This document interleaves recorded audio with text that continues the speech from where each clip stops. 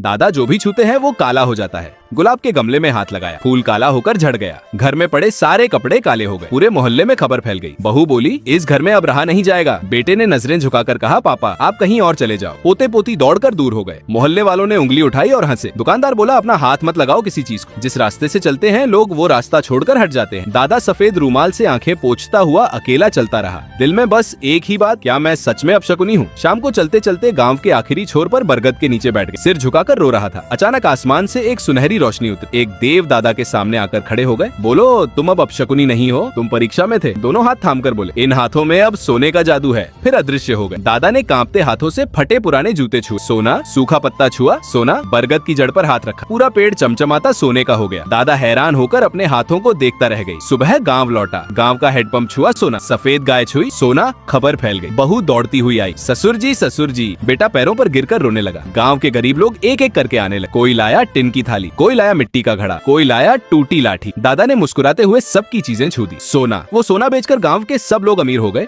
बेटे ने उस सोने से खरीदी चमचमाती लैम्बोर्गिनी और रोल्स रॉयस। पूरे गांव में खुशियों की बाढ़ आ गई। लेकिन उस रात दादा राजमहल के कमरे में अकेले बैठकर रूमाल से आंखें पोंछ रहे थे, क्योंकि किसी ने एक भी लाइक नहीं दिया, किसी ने सब्सक्राइब नहीं किया।